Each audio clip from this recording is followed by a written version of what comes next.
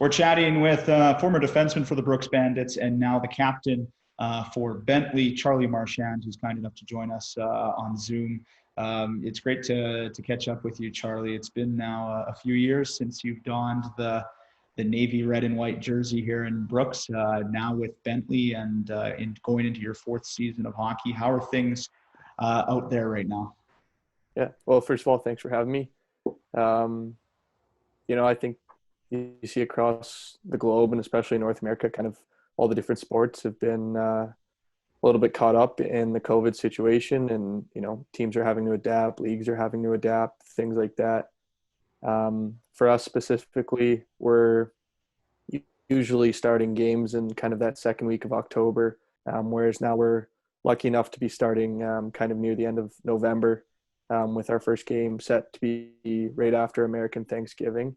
But it's been a really unique year. We've had to, adapt in terms of smaller groups in the weight room, smaller groups on the ice, wearing a mask during practice, and then even things like, team events, whether we're trying to get out on the golf course or play a game of softball, all of those different things.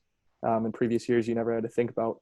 And now we've had to consider the impacts and how we can do that, how we can go about that, and still continue to push towards the season.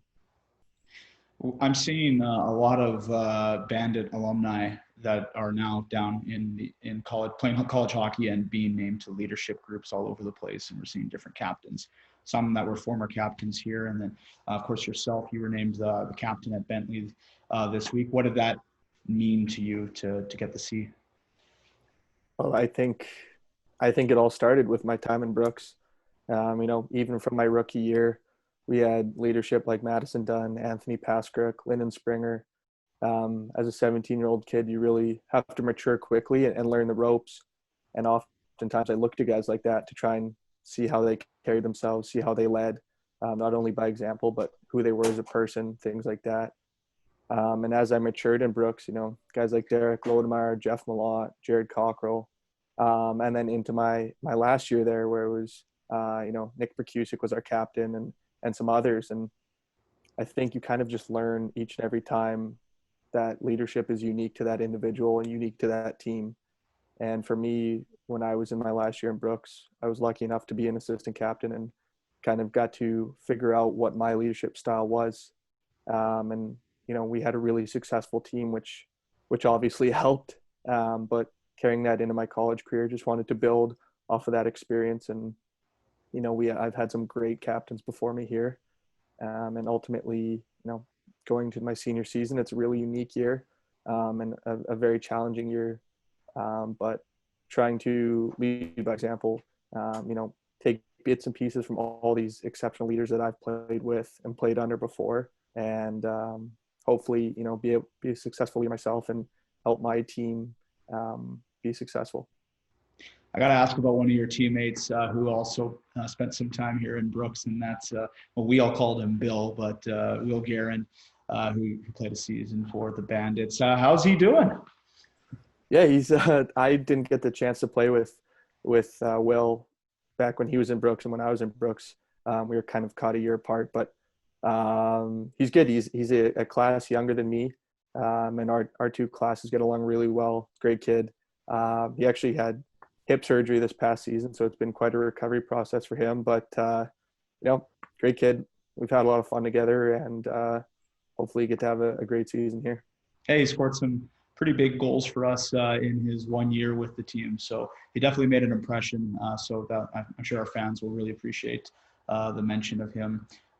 So you mentioned that now that the season is starting and there's all these protocols and everything in place, but at the end of the day, it's still hockey. At the end of the day, you get to do what you love. So how excited are you for this season to get going here in a few weeks?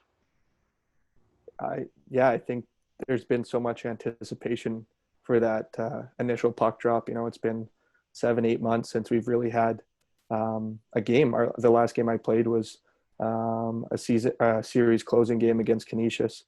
So it's been a long stretch and a lot of anticipation, a lot of work put into this season. And I think ultimately we just want to get out there and play, regardless if there's no fans, regardless if there's restrictions. We all still love the game. We all still just want to, score goals, win games. And for me, being my last year in college hockey, I just want to try and take in all those experiences as best I can.